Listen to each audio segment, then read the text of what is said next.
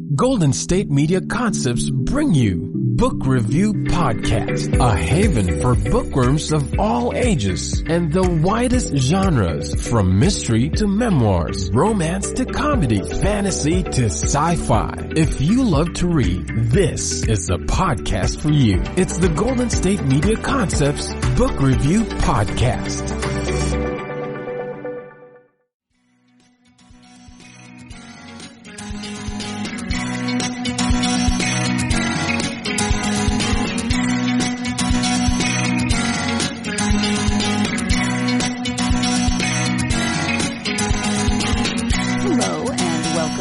GSMC Book Review Podcast, brought to you by the GSMC Podcast Network.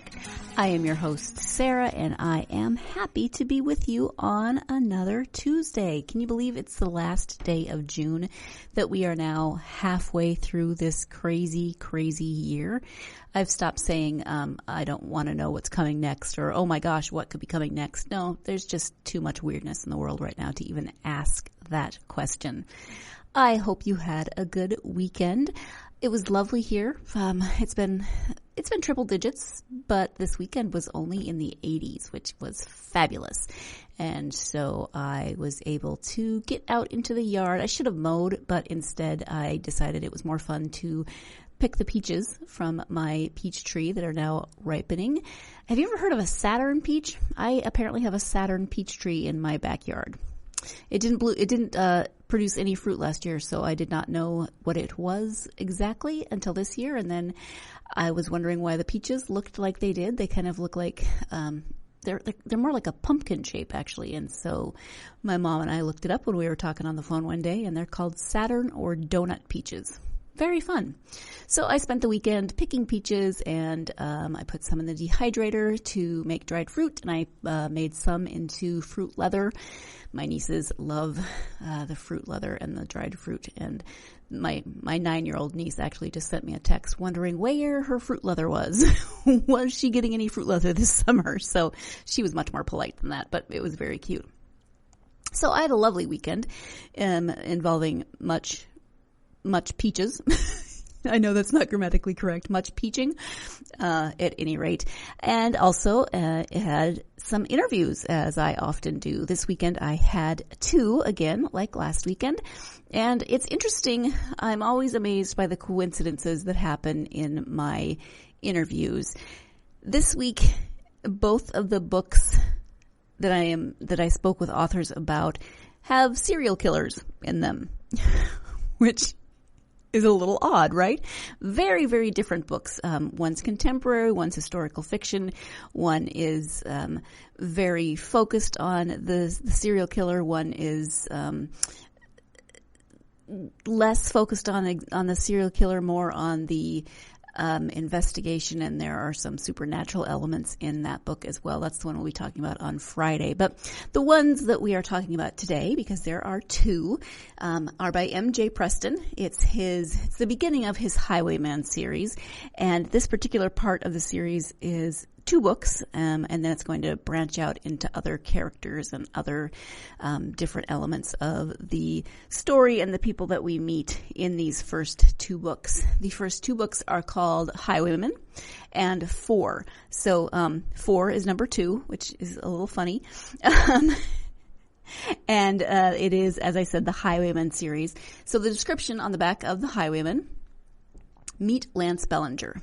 He has only one ambition: to be the most infamous killer of all time. After murdering a single mom and her toddler child, Lance indoctrinates himself into the world of serial murder. Before long, the bodies start turning up all over the country. Each victim is incapacitated by a puncture wound to the spine. Then, while still alive, they are dismembered. Their arms, legs, and head are severed from the torso. FBI investigators call their killer the Highwayman, but beyond the multi-state dumping of staged victims, the killer has left them little else to go on. With no DNA or forensic evidence, veteran FBI agent Lewis Ash is in a race against retirement as he tracks the elusive murderer. Meanwhile, Lance has other plans that will up his game and increase his body count. In a web of murder that reaches from the United States to Bucharest, Romania, a diabolical plan is set into motion to attract the most dangerous predators the world has to offer. Can the FBI stop this killer before he sets his plan into motion? So that should give you some idea of the level of intensity that is involved in this book. I appreciate that it is not told solely from the perspective of Lance, who is the highwayman, because I don't know that I could have handled that much concentrated evil. And so you get a lot of different perspectives of various FBI agents and their process of trying to track down the highwayman, of trying to find any kind of clues, figure out who is doing this. And to me, that really helped. You know, I'm not a huge fan of horror or high body counts. This one definitely has high body counts, and it's not as graphic as I expected it to be, considering what I just read to you about them being dismembered. As we'll talk about in the interview, there were a couple of points that I skimmed over or I just skipped altogether, but it wasn't as horrifying as I was worried it might be.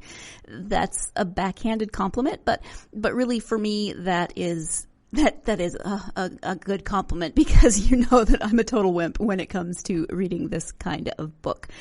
So I had a great conversation with MJ, and we talked about this book and Four and what he plans to do with the series and some of his other books. So let's go ahead now and turn to that interview.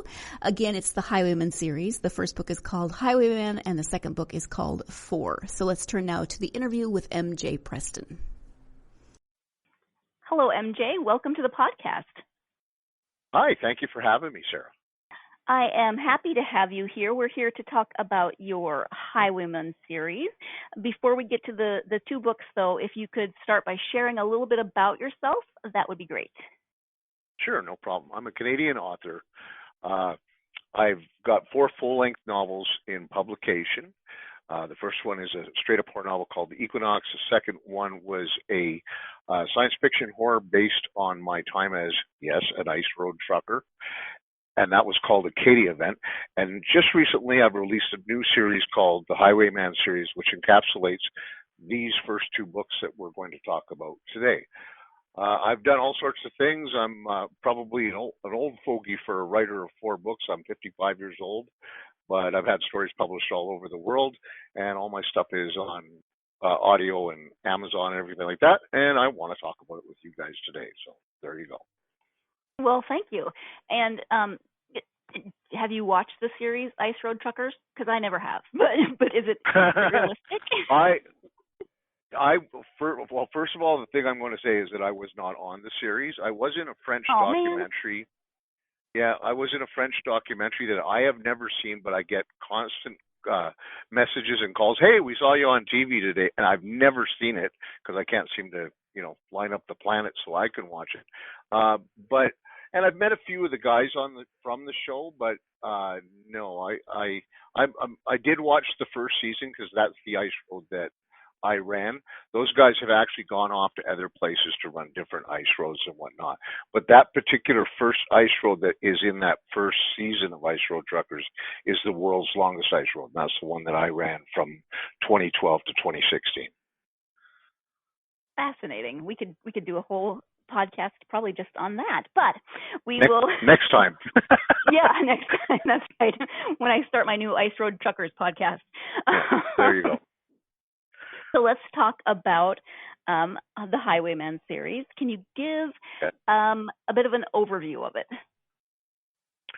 Sure. I mean, the Highwayman series is kicked off by these first 2 books that we're going to discuss today. I'll start with the blurb on the first book because that's the best way to put it. Is it's meet Lance Bellanger. He has only one ambition: to be the most infamous killer of all time. And after murdering a single mom and a toddler child, Lance indoctrinates himself into a world of serial murder. He wants to be the best. So the first Highwayman book is self-titled, and it's just called Highwayman, but it's book 1 in the series. And that first book is a slow burn, and it follows the evolution of a serial killer from beginning till end. But the story doesn't end there. It goes into a second book, which is called Four, and that's what encapsulates this story. The reason that it's a series is because there's going to be other books. Even though this particular story and some of these characters, not to do a spoiler, are no longer with us, the next book will draw characters from those two books. For instance, characters like the Special Agent Dave Maxwell. He will be in the next book on a completely different case because it's kind of a police procedural, and we'll follow it that way for as long as it takes me. My intention is probably to write at least 2 more, maybe 3 more books. Okay, and what was your initial inspiration for the story and the series? Well, you know what? I'm a monster guy. Okay, my first book was about a skinwalker. I've been, as a member of the Horror Writers Association, I've always loved monsters. So I wrote my first book about a skinwalker, which was a monster. Then I wrote my second book, which was about invading bone-eating aliens in the north, and that was a monster. Highwayman is really a monster book in itself, but because these monsters are real. Okay, serial killers walk among us every day. We don't know. You could pass somebody on the street and they could be a serial killer. So I think they're the most terrifying monster, and I think that's why people gravitate toward it, because it's real. It's not Frankenstein's monster. It's not a vampire. It's not some supernatural thing. This is a real thing, and I think they're the most terrifying monsters. So I decided I wanted to write something about them, and here I am. Yeah, and you kind of addressed this in that they are the real life monsters that walk among us. Do you think that's the main source of the fascination that we seem to have around serial killers? I think so. I mean, popular culture certainly has put them on the map with Thomas Harris's, Silence of the Lambs, and making Hannibal Lecter a household name. And then you look at, Dexter, the Dexter Morgan series, which was, huge as well. I think that it is.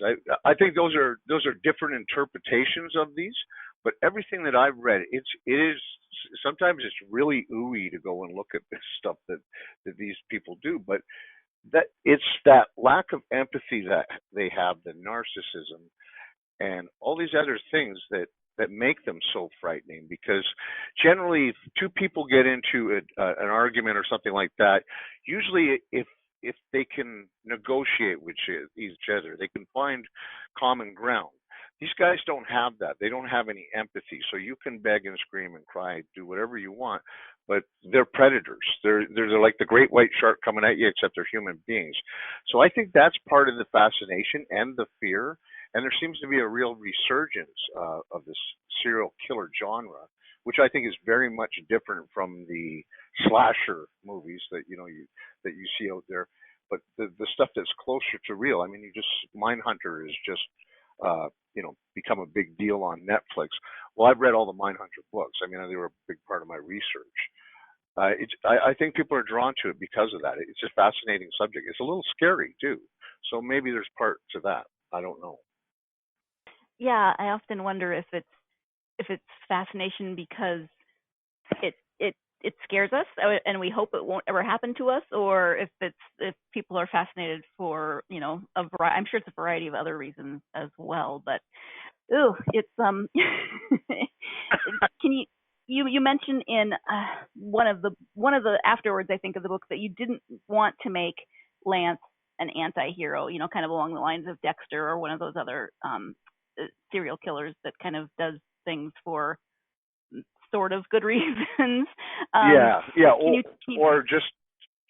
Okay, I can. Yeah, I didn't, because I did a lot of research, and it was my experience with most of these people, not all of them, but most of these people, with the exceptions of ones that would be, say, very mentally ill, and that they do like, for instance, somebody like Jeffrey Dahmer. It was clear right from the outset that this man is mentally ill because of the things that he had done and how passive he was when talking to investigators and all of that. But then you think of somebody like Ted Bundy, who's got a big smile on his face. He's a charming looking guy, but he's just when you look inside, he's just a monster at the very core. Has absolutely, and will charm the pants off you, but kill you in a heartbeat like that. So when I researched all of this, that's the common theme I found with most of them. And that's why I give Jeffrey Dahmer a little pass, because I think he was completely nuts.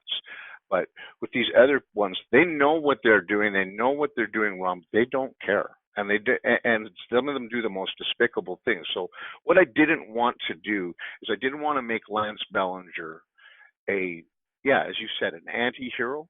I didn't want people to like him. You can identify and he can even make you laugh a little bit once in a while, but he's a disgusting human being. And I wanted to make sure that my readership understood this guy's not a nice guy. I don't want you. He's not going to be the hero of the Highwayman series. He really is a terrible, terrible human being. Yes, he is. As I mentioned at the beginning, I am grateful that MJ did not decide to write this solely from the perspective of Lance and some of the other people in Lance's world that we get to know a little bit. So we are going to go ahead and take our first break of the podcast. When we come back, we will be talking about the process of writing these two books from that variety of perspectives and much more. So stay tuned. You're listening to the GSMC Book Review Podcast, and I'll be right back.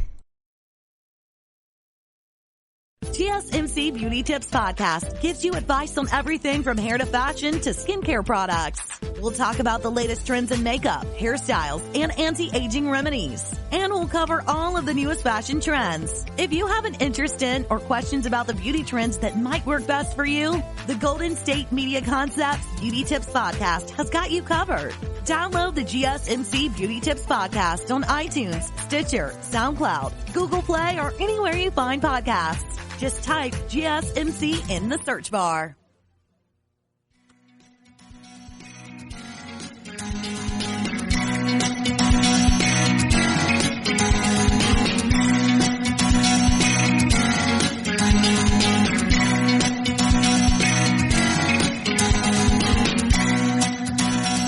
Welcome back to the GSMC Book Review Podcast. I am speaking with author MJ Preston about his Highwayman series. Before the break, MJ was speaking about Lance, who is the serial killer, the Highwayman in this book, and why he chose not to write this book from simply Lance's perspective.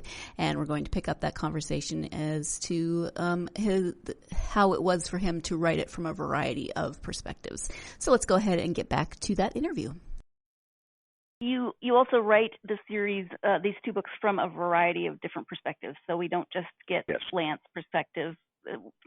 For me, thankfully, because that would have been a little too much for me.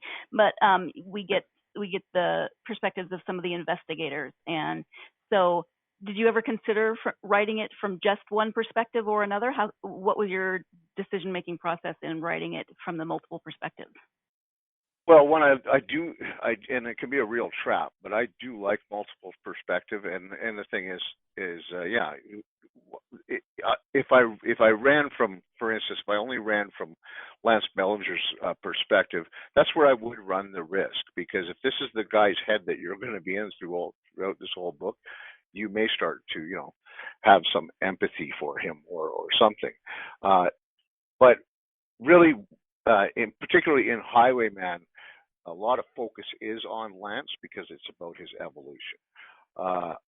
The other characters that pop up, Agent Ash, for one, these are the guys. You have to look at the human side, and when I read an awful lot of true crime also on this, and made friends with a couple of true crime authors as a result of it, because we talked back and forth and whatnot. And I wanted to give it kind of that same feel, even though it's a novel. I wanted to have like almost a true crime feel. And with everything I read, that's the kind of the common thread is we look at the individual, the killer in this case. And you get, in many cases when they're caught, we get a very intimate view into the terrible things that they did. So that's what I did with Lance, and that's why. But also, you have to have those other perspectives of the police officers because it becomes very skewed. in how you're seeing things with the story. So, yeah, I don't think I could have just written from one perspective. I probably would have had to take a shower every day if I wrote Lance's perspective throughout a whole book. Like after writing, never mind the shower I had in the morning, anyhow. So, but no, I don't think so. I don't think I could have done that. No. I hear you. How much research did you do then for the series? Well, I couldn't give you a number, but I can tell you gobs. I mean, my whole top of my desk here is just covered in true crime books. I've got, thousands of pages inside my computer that are police reports I've read, FBI reports, investigative techniques. I've read everything from, of course, the Mindhunter series, which Journey into Darkness, all these other books, but also the stuff to make this stuff valid. You got to go in and you got to read some really different stuff. One book I read was called Dead Reckoning, and it was written by Michael Baden, and what he was a New York City coroner, and he's probably one of the most experienced guys on body recovery and all this stuff. So you have to go into a lot of different places. I believe that if I have to watch one more serial killer documentary with my wife, she's probably going to take out a restraining order against me, because we've done a lot. I spent years at it.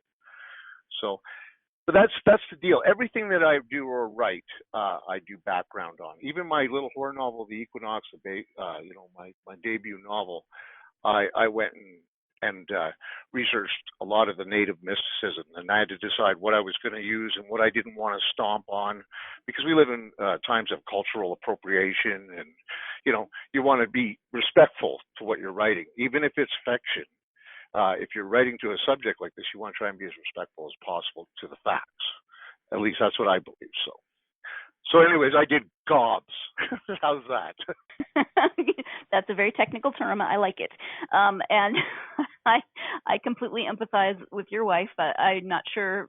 I'm sure I would have my own limit of where I would be like, nope, go ahead and watch that on your own. I'm done. Well, I am lucky enough that she does have a little bit of a morbid fascination too, but I think it is. Did the research ever become too much for you? I'm sure you had to read some pretty horrific things. Yeah, there are moments where you have to step back and step away from it, because some of this, anything to do with children, especially, and I'm a huge animal lover. I've got 2 beagles, and I love animals. So the idea, anything to do with animal torture, or even just anything. Sometimes and sometimes it gets too grotesque, and sometimes you'll find some, a report that is just you can't even believe what you're reading. So sometimes I've had to step back and shake it off for a while and go off and do something else. Maybe go write a blog about flowers. I don't know, but it can be too much for sure. I will confess that there was a part in the book, and this doesn't really give any spoilers away, but as soon as you mentioned there was a dog and a cat, and I just skipped a few pages because I could not. I knew what was coming, and I couldn't do it, so I just skipped those pages. Yeah, well, that was an extremely hard piece to write for me too, because like I said, I am an animal lover. I'm not, but another common thread that these people have, and as I told you, I didn't want anybody to like Lance Bellanger, and I figured from the outside, if we established that he's a real, dirtbag that would do these things and have, lack all this empathy and be so narcissistic, I had to include that, because in much of the history of most of these people, especially for the ones that are into torture, murder, or anything like that, animals played a part in the beginning, because what they have a tendency to do, these individuals, is they go after the most vulnerable the first until they get better, or they perfect their craft, for lack of a better word, and then they may move on to children. In the case in Rochester, New York, they had a serial killer named Arthur Shawcross, and he started out, he killed 2 children. And I don't know if it was in the Rochester area specifically, because what happened is he killed a boy and a little girl, and from what I read, he buried the little girl alive, and then he was caught and he went to jail. Now, believe it or not, somebody actually let him out of jail back in the late 70s or the early 80s, and he picked up where he left off, but then he started killing prostitutes. So he started with the most vulnerable creature, which was, dogs, cats, small animals. He moved on to children, which are definitely the most, vulnerable children, or, they're most vulnerable humans. And then he moved on to prostitutes, which are also vulnerable as well. But he escalated up the ladder, and that's basically what I was trying to lay out with Lance Bellanger, is that, he goes after the most vulnerable first, and he works his way up to, what he really wants is to go after full adults. So and it's always difficult when there's more than one book in a series, but can you talk a little bit about the second book, Four, without, giving away too much from the first one? Sure, I can, because you know what, it's a given, and if you pick up the back of the second book, anybody's gonna know that Lance Bellanger doesn't get caught in the first book, and I'm not really leaving it on that. But I mean, it's a 2-book story, so be prepared for that, folks. Everything will not be resolved in the first book. That's why you're there for the second book as well. But basically, the first book, as we were saying, Highwayman, that's the build. That's the slow burn. We're introducing you to the serial killer, to the investigators that are chasing him. The second book, which takes place over the course of about, I think, between 4 and 6 weeks, as opposed to the 8 years the first book was, is really about the rundown and catching the Highwayman. And it's really, I believe, Dave Maxwell's book, not Lance Bellanger's. Lance is in there, and he's I think as he's doing what he's doing, but now this is the second half of the big project that he wanted to do, and he's enlisted other people to help him with that project, and they do some pretty heinous things, including, which I say is on the back of the book, is massacre 4 families in their homes. So he's attracted the worst of the worst, and the cops know who he is now, and they're coming after him. And so it's a fun book. I had a lot of fun writing it because it moved at a much faster pace. But that's it. I mean, this is like almost like a magnum opus. Maybe I should have just wrote one book, but I don't know if anybody would be able to get through 800 pages in a sitting. So, anyways, Four is the second half of the story, and this is the kickoff to the series. But as I said, all those characters that you met in those first 2 books, with the exceptions of the ones that got killed or got arrested or whatever happened to them, those folks are coming back in other stories in future books. Well, and the nice thing about having both books out now is that if you do read the first one and you come to the end and Lance hasn't been caught, it does end on a bit of a cliffhanger. You do not have to wait. You can just pick up the second one, which absolutely, yes. You mentioned Stephen King's Dark Tower series in one of your afterwards, and I was so grateful that I started reading those when he was almost finished writing them, because I don't think I could have. I actually have read a series that I started in high school and it's still not done, and it's frustrating me to no end. So I'm much happier when I can read the whole thing, or at least I know this isn't the whole series, but I kind of can complete one set of it in one sitting. Yeah, it's a risk doing something like doing a project, because really this is the biggest writing project I've ever done, and I'm just talking about this one story. But there's a risk involved in it, in that if something happens to you and you don't tie up the end of the story, you're really doing a disservice to your readers. I went through that with King because you know what, I followed that Dark Tower series from the very first, from the gunslinger right up to the end. And it was like, really? He did that one book where he left a cliffhanger on it, and I was like, really? And King said it ended where it ended, and really that's what happens with the first Highwayman book, is it ends where the story ends at that point. But it was agonizing all those years waiting for King to come out with another gunslinger book. It really was. You were lucky, I'm telling you that. I just was like, don't you dare die! Don't you dare die! And he almost did, which is the crazy thing. Oh, that's right. Yeah, that's true. Yeah, you're right. He got run over by that guy in the car or the truck. Yeah. So, I have read that he had all kinds of people on death row writing him to find out if he would just please tell them the ending. Yeah, it's crazy. I don't think King knew the ending till he wrote the last book. Probably not. Maybe, I don't know. I do not choose to think about what's going on in Stephen King's brain. I don't blame you. There's stuff going on there, I'm sure. Yes. So, what are you working on now? Are you working on the next installment? Yeah, I'm working on the next Highwayman book, and I've also got been toying, and this is the second thing I'm toying with in the back of my brain is another juicy horror novel. I've got a really good idea mapped out, but I just haven't put it down on paper. So yes, the next Highwayman book is coming out and there's a little teaser at the end of 4 which teases the next book. So people will understand where I'm coming from, but I can't give up any titles or anything too serious. All I can tell you is that Dave Maxwell will be back.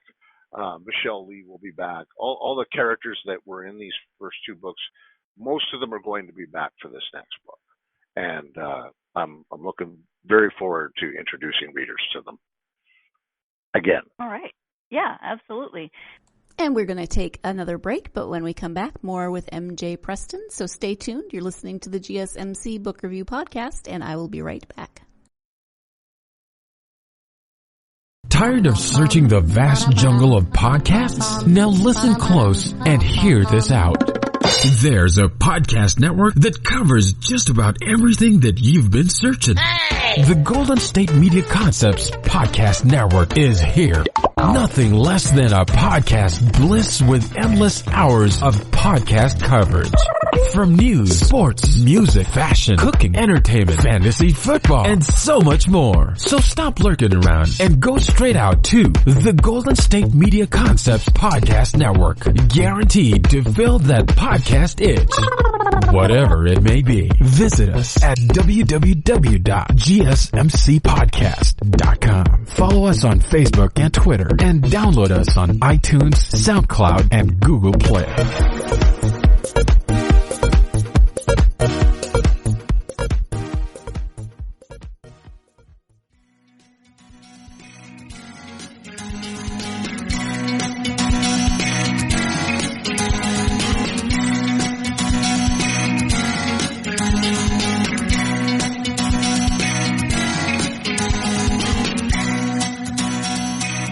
Welcome back to the GSMC Book Review Podcast. Before the break, MJ was speaking about bringing some of the characters back in other books in the Highwayman series. So we're going to go ahead and pick up the interview from that point.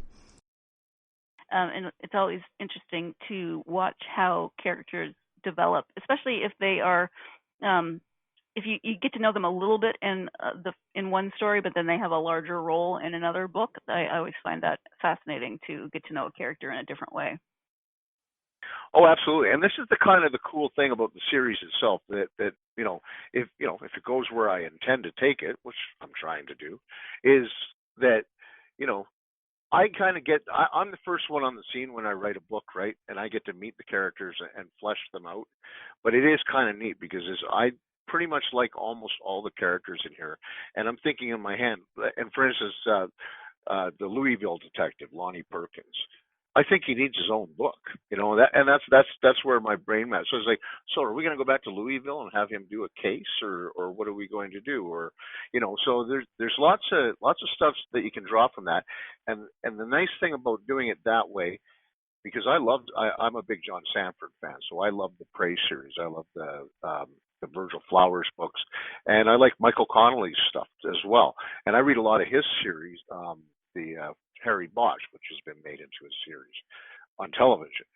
And the thing is, those are central characters all along. What I'm trying to do different here is I'm going to pluck characters from the story, but we're going to move it around. We're going to shake it up. It's going to be Dave Maxwell in the next book, but maybe Michelle Lee, FBI agent Michelle Lee, will have her own book as well, or a story or a case or something that she worked on. So as long as I've still got breath in my body, we'll see where it goes anyways. Yeah, that actually sounds like a lot of fun for both you as the writer and the reader to just, what's coming up next. For you, do characters kind of go off on their own sometimes, or are you ever surprised by your characters, or do you kind of have a pretty good idea of where the story is going to go and what the characters will do? No, I'm not. They do surprise me, and Dave Maxwell, particularly when they get to the end of 4, surprised me. They go off on their own little tangents and take me along for the ride. And sometimes, like in a previous book that I wrote, their Acadia event, I had two characters that I literally, and I think Acadia event's about 700 pages, but I literally follow these two characters, and they're not the central character, but still they're very much attached to the story. And all the way through, you think these guys are a certain way, and then at the end you find out they're completely the other way. And quite honestly, when I wrote that, that's the way it happened. I was like, wow, I wonder if I did this. And I did it, and it just worked. And so when you're lucky enough to have that happen, that's great. And for me, it's really cool because I'm learning more as well. It's like getting to know somebody, and then you're going to say, hey, meet my friend over here. This is what they're like, and blah blah blah. But you get to reel it out to that person, and then completely screw with their mind. So, anyways, yeah. No. Nice. You have mentioned that you've written some other novels. Is there any novel in particular that you would like to highlight at this time? Well, here's the strange thing that happened with me is that I was an indie author on the outset. Okay, so I published my first book in 2012 independently, which was the Equinox, and then after that, as I mentioned earlier in the interview, I published Acadia Event, and then I went old school and Wild Blue Press has taken all of my books now. They took the 2 books that I pitched to them, which was the Highwayman series, and then they turned around and they said, you know what, we want your other 2 independent books too, so you bring them into our fold. So it's been a weird year because it seems like in the last year, a friend of mine said to me, he said, you just republished 4 books this year. So I want to push them all because they all want to make money. But I mean, Equinox is a book that got so much love when it came out because it was about a young native man who was chasing a skinwalker in modern day that had killed his grandfather, and he just happens to chase that skinwalker into a town where a serial killer is killing children and burying them in his cornfield, and it's just a great horror. Lots of action, lots everything, and it just got so much love. So on that note, with how much time we have, I'll pump Acadia Event because Acadia Event was like I say, the inspiration came from me driving the North as an ice trucker, but the story is really about an alien invasion, and it's just a bang-up fun novel. Like people would love it. And as a bonus in the Acadia Event, if you get the print or the ebook, there are photographs in there from my time as well. So explaining context, and it's just one of those things. It was a hands-on novel. I got to go up and do all the things that you read about in the book because the guy is driving a truck up the world's longest ice road. It was just a very intimate novel because I was so hands-on and involved in that. And pretty much everybody that read it, loved it for that reason. And I'm really jacked because that's going to audiobook as well. All my books are on audiobook, but Acadia is the last one. And we really had to work on it because there's a whole variety of different characters that were based on characters that I actually met in the North. So, yeah, it's a good book. It's about a guy named Marty Croft. He gets hoodwinked into doing a diamond heist in the North, and as he's going up there, one of the mines digs up something in the ice, and all hell breaks loose. So I think people would really enjoy it. It got a plug from Gregory L. Norris, who used to write for Star Trek Voyager and the Sci-Fi Channel. He said he absolutely loved it. So it's a book. If you're into that sort of thing, it's a book for you. I'm just waiting for James Cameron to call me, but he's got a restraining order, so we're not going to make a movie. No, I'm just kidding. Cute. But from a book point of view, it's like a James Cameron movie in a book, like Aliens or Avatar or anything like it. It's a big jump in your face, have fun book. I really enjoyed writing it, and like I say, it got a lot of love as well. So. Yeah, there you go. That's my pitch on that book. But everybody should buy all my books. because well, of course. all you're going to do is give me more time to write more stories. And I'm going to do it. So. That's right. So is writing something that you've always wanted to do, or did you decide to, or were you compelled to write later in life? How did that work for you? Yeah, no, I've been writing since I was a kid. Or should I say, when I was a kid, I was plagiarizing everything I was seeing because I was a sponge. But yeah, I've been writing. I've written stories, and I sold. I sold stories to little literary magazines. I'm dating myself here because a lot of young people don't even know what that is anymore. But so I wrote short stories. I wrote reportage. I wrote movie reviews for my hometown paper in Chilliwack, British Columbia. And when I joined the military, I wrote a lot of military reportage. And my first novel, Equinox, was started in the military, but it got shelved because I was a soldier and I was constantly on the road, and you can't pack a typewriter with you. My penmanship absolutely sucks. So, it kind of fell by the wayside. I had about a half-finished novel, and that ended up in a box, only to be retrieved later, thank goodness.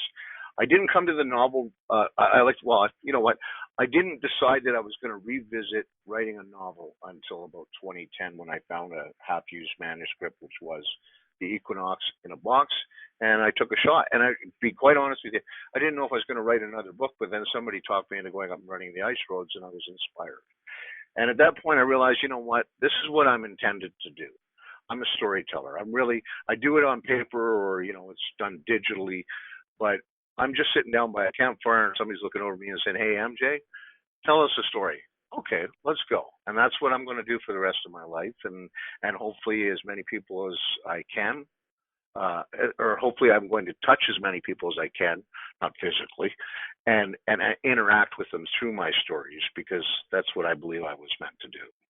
Time to take our final break of the podcast. When we come back, we'll be speaking about MJ's advice for aspiring authors. So stay tuned. You're listening to the GSMC Book Review Podcast, and I will be right back. Still on the search of that one true love? On the limbo in this crazy world of dating, marriage, relationships? Well, listen to the Golden State Media Concepts Relationship Podcast, your one-stop podcast for everything about relationships.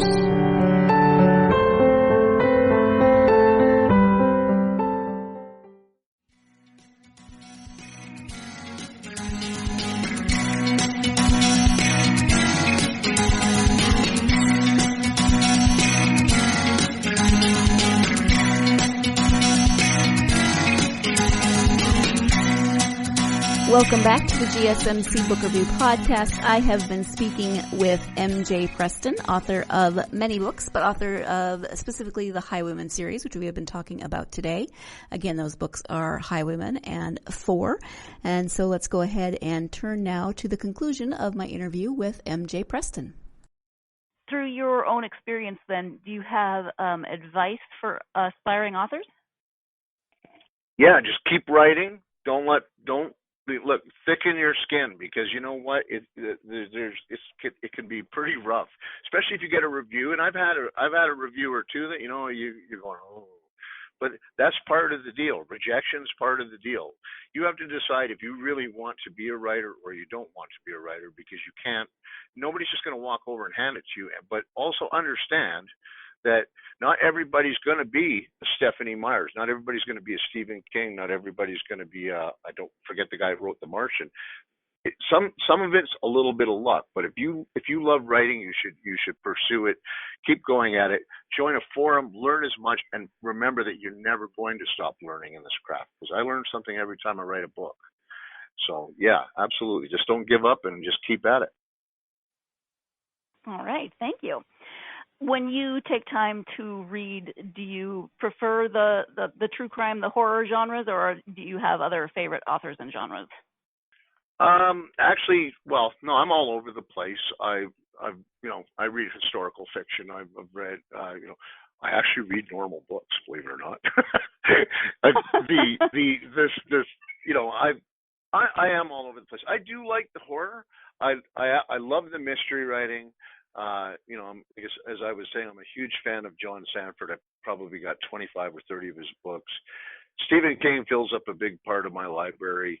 But I mean, I like guys like Frederick Forsyth, like Tom Clancy, and then and like I say, I'll read historical. I'll read true crime. The amount of true crime that I've actually read was for research purposes. Some of it's very interesting, absolutely, especially if it's well written. But I'm all over the place, and you won't. And this is nothing against my friends in the romance category, but I'm not a big romance guy. However, I understand that there's a need for that, and there are people that love it and eat it up. And whatever you dig, that's what you should read. Absolutely, I agree. I know you have a website, so if you can share your website and where people might be able to interact with you on social media. Yeah, you can. Well, you can find me at my website, which is mjpreston.net. That's simple. Or you can get me at mjpreston.ca. But mjpreston.net has been the same website since I started into this gig, in the, I don't know how many years ago. Now we're talking about 10 years ago, 11 years ago. So mjpreston.net, you can find me on Facebook under MJ Preston, or you can go to my MJ Preston author page on Facebook for announcements.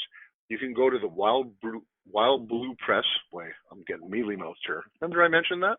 Anyways, Wild Blue Press website, all one word, and you can look me up there. They've got great books over there. Or you can get me on, I mentioned Twitter. No, I didn't mention Twitter. And I'm on Twitter, and I'm all over the web. But mjpreston.net is a good place to start. That'll take you wherever you want to go. All right, perfect. Thank you for that. So, MJ, we've talked about a variety of different topics, but is there anything that we haven't covered that you would like to bring up in terms of your writing or your books, anything that we haven't talked about? No, I'm just, like I say, I'll just, I'll close out by saying that I'm a pretty humble guy. I love interacting with readers. So if you go find me on Facebook or on Twitter and you've read my work, I'll interact with you. I'm not some stuffy, snobby guy, because I believe it's a shared relationship between the writer and the reader. And, if you're somebody giant like Mr. King there, it's a little harder to do that. But right now where I'm at is readers mean more to me than anything, because you know what? They buy books, and they're the reason that I write these stories. They're the reason I labor for a year on a novel and go over it and do all the things that I do. So just come check me out. I'm an open guy, and like I said, read my work, and I promise to try not to disappoint you. That's all you can do. Well, thank you so much for taking the time to speak to me. Again, it's the Highwayman series, currently 2 books, Highwayman and Four. Thank you so much for joining me. Well, thank you for having me, Sarah. It's been an absolute pleasure.